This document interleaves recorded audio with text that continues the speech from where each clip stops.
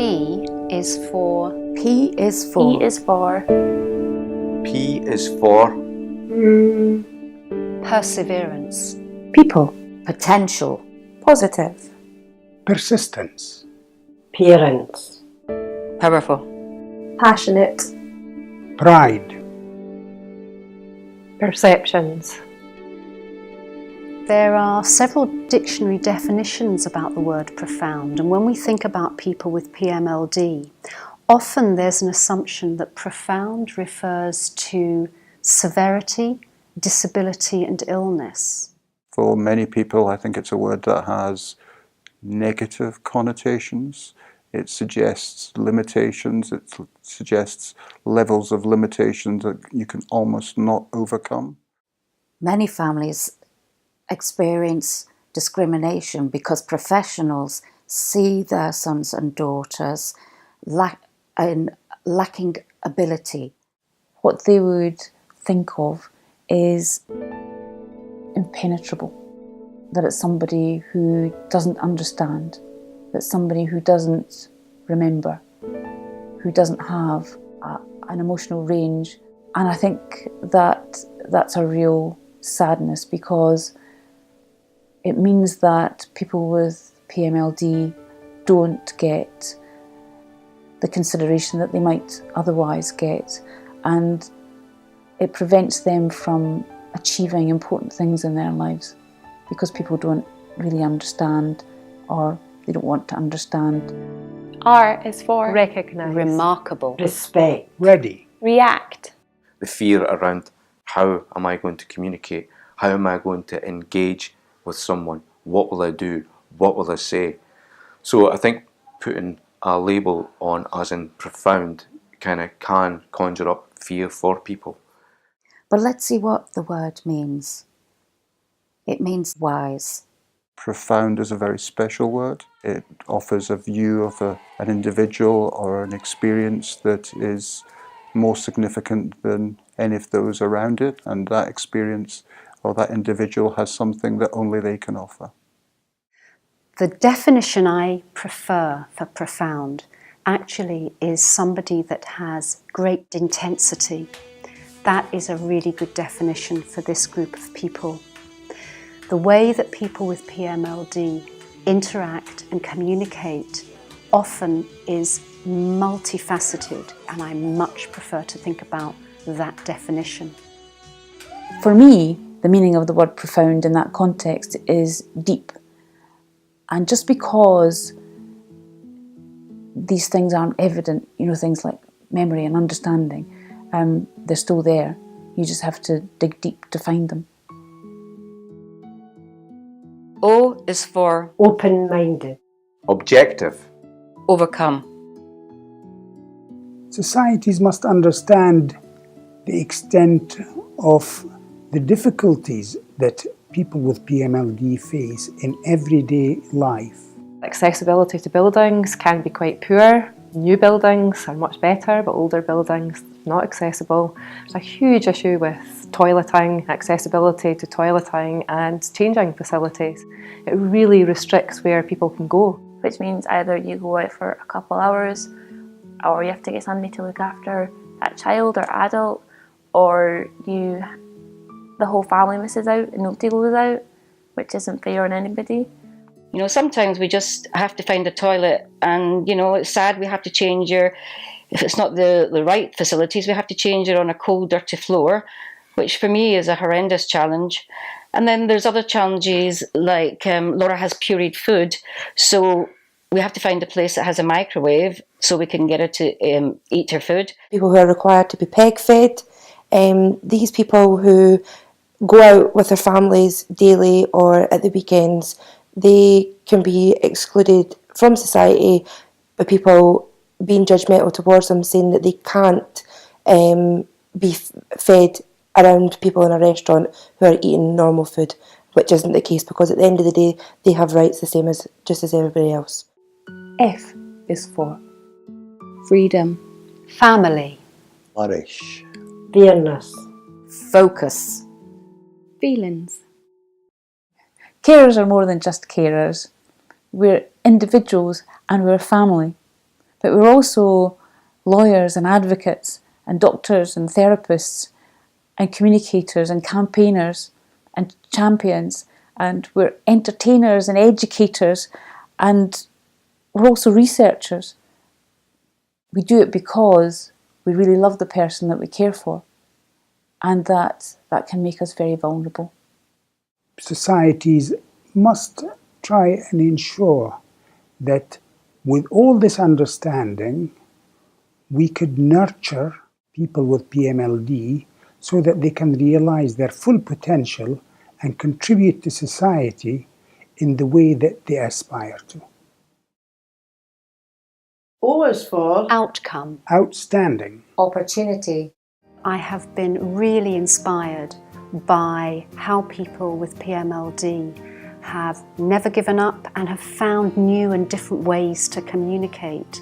And in some ways, they're a lot more flexible than perhaps people with oral language, people like you and me who can use speech and sentences in order to communicate. Kayla is just an amazing little girl. If she's got that strength and tenacity and, you know, the get up and go to fight these things, then I'm going to help her do that, and she inspires me to be the best that I can be. Lauren has impacted every element of my life. I feel very, very lucky to be her sister. It's not always the easiest role to play, but her being happy transforms everything. Having Lauren in your life it just makes you much more grateful for everything. There's nothing like a good old story to express just how we feel. To see Abdi's smiley faces marks Athen just so real. The confidence has grown in each and every one, and Abdi likes to take their turn and join in a' the fun. Our stories are very creative, and the props we all decide, but nothing takes awa the friendship, 'cause that is here to bide. Stories can be therapeutic and make us feel good inside, and 'cause we like to tell them, it fills us with great pride. They often make us hae greet and bring tears of happiness too, and sometimes we can just be so damn silly you just dinna hae a clue. But for me my confidence has grown and satisfaction beyond compare, if it wasna for all your service users and a' the things we share. So for each and every one of you who frequent Lilybank, I canna say much mair than I've got you a' to thank. So storytelling for me is a passion, you'll quite agree. I get so much for it, and it means the world to me. U is for Unbiased. Understanding. Unique. Unconditional. It's my mission in life to act as Lauren's voice in everything that I do. Every aspect of my life is about acting for Lauren and talking in Lauren's voice. I'm inspired by their families and carers that look after them. They are very dedicated people who have learned from an early stage to accept the disabilities that their children have.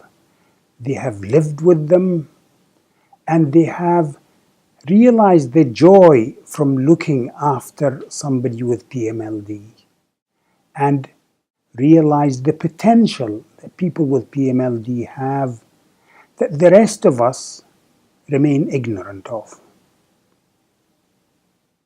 I basically give my life up for Margaret because I want to do care as well, but I wouldn't have it any other way.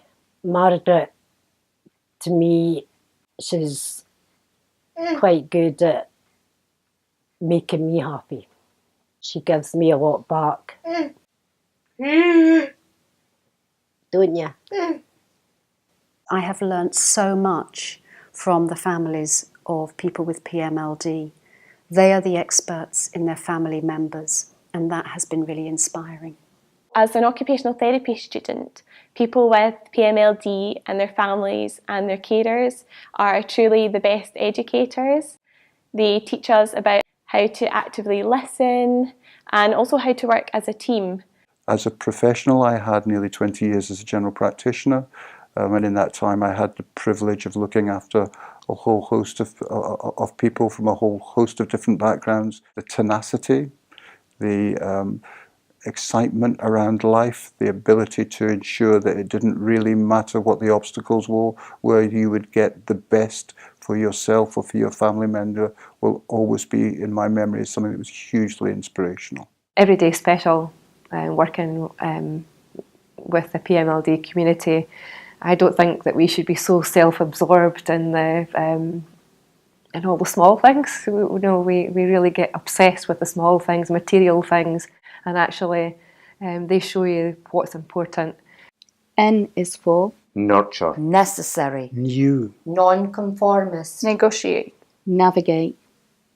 If we had a society that focused on the assets of people rather than on some of their limitations, I think we would be able to be far more inclusive in a whole host of ways. Listen with all of your senses when you're trying to understand what they're trying to tell you or what they're feeling. Not just verbal communication, but also like written communication and body language and other noises and movements people make are also just as important and just convey just as many messages. And the secret to being able to communicate effectively with somebody with a profound learning disability is to use your imagination. Anything's possible. For example, music, photography, video, arts and crafts. There are ways to kind of break down boundaries. We have to keep pushing. We have to keep pushing. I think it's important to know that, the saying, don't judge a book by its cover, because there are so many people with such big stories. It's just, you've got to look a little deeper than what most people would do. Because my sister, all I can say is I love her so much. Just Imagine What I Could Do by Lauren Graham. What do you want to be when you leave the school? Isn't that what most people ask as a rule? Well, they would, if they thought I might understand. I guess they must think, I don't have that much planned. So what shall I do with my life is the question. An artist, teacher, tax inspector, musician? Or would it be so very impertinent to suggest that I might get to be a student? Mum took me to college, but they sent me away. Why wouldn't they want someone like me to stay? I wanted to ask, but I don't have the right voice. It seems that there's no money, no will, and no choice. D is for determination. The work doesn't ever finish. It's always something that we can be doing. It's just so important. You're learning how to be very human and how to care, really. Don't walk away. Don't ignore them. Don't give up, because the effort's worth it. Together, we have a profound impact.